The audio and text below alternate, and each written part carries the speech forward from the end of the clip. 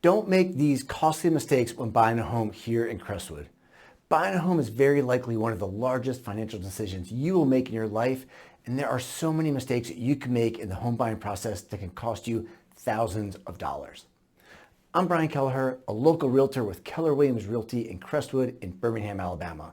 I've lived and worked in Crestwood for over 25 years, and I help people just like yourself relocate right here to Crestwood.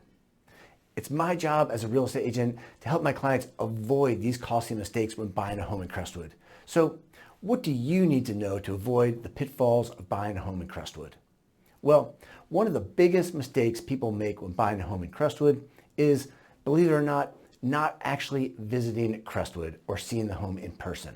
Yes, so people actually buy homes without seeing them in person.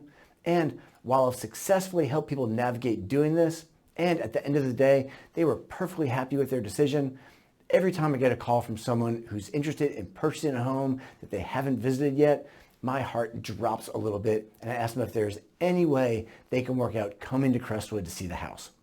My job is to make sure buyers see every inch of the house they're buying and that they know all of the pros and cons of buying that particular house. It's always possible that you may love everything you see and hear about a house, but at the end of the day, you don't love it when you see it in person. Trust me, it's much better to invest just a little bit of time and money in coming to see a house in person than it is to take the risk that you've missed that one thing about a house that makes you not actually like it. The same is true for buyers when they purchase a home in Crestwood without ever exploring the neighborhood or spending any time here. Again, I've helped people do this successfully, and ultimately, they've been thrilled with Crestwood. However, I always recommend making a trip to visit Crestwood, see what it's like to actually live in the neighborhood, and make sure you actually feel good about buying a home here.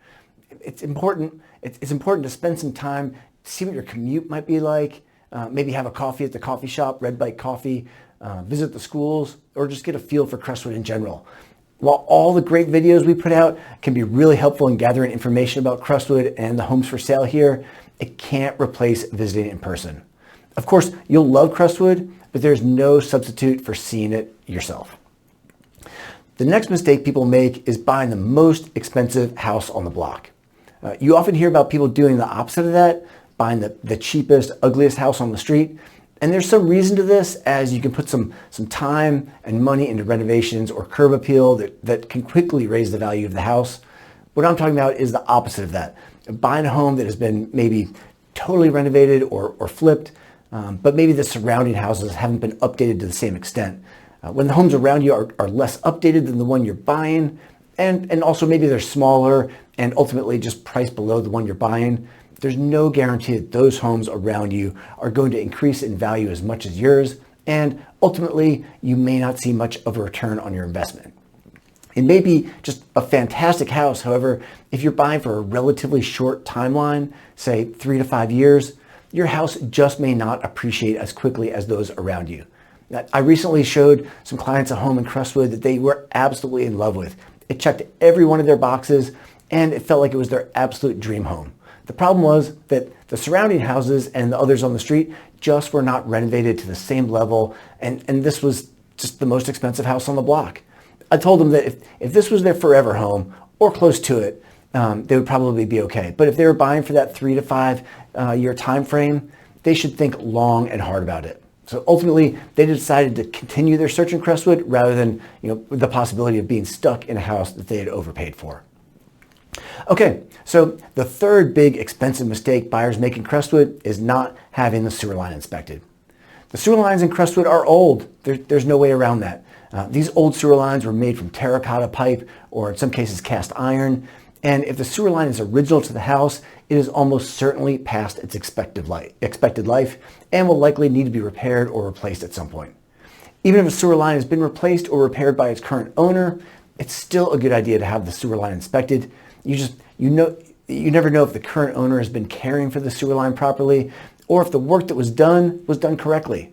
It's one of the least expensive items to get inspected, usually a couple $100, and it can be one of the most expensive items to repair, anywhere from a couple of thousand to tens of thousands of dollars. As a seasoned agent in Crestwood, in addition to having a great home inspector look over the house from top to bottom, I never let a buyer skip having the sewer line inspected. Another mistake buyers make in Crestwood is being too strict in their search criteria. An example of this may be that the buyer is searching only for homes with 3 bedrooms because they need extra space for an office. Well, however, because of the age and the style of the homes in Crestwood, it's not uncommon to find a 2-bedroom house that may actually have more square footage and better space for an office than some 3-bedroom houses. You may find a 2-bedroom house that has a perfect bonus space for an office, and maybe a room that for one of many reasons doesn't count as a bedroom, but would make a perfect office space or even a nursery or maybe a guest room. As a buyer, if you automatically eliminate all the 2-bedroom houses because you need that extra space, you may be missing out on your perfect home. One last thing to mention is also to be very careful when purchasing a house in Crestwood that has been flipped or recently renovated with the explicit purpose of reselling it. There's some great local companies that flip houses that turn out to be an absolute dream home for someone. However, there's some operators out there who just don't do all the work that's needed, and they literally just put lipstick on a pig. Especially when dealing with older homes like you can find in Crestwood, there's a lot behind the scenes that needs to be dealt with when renovating.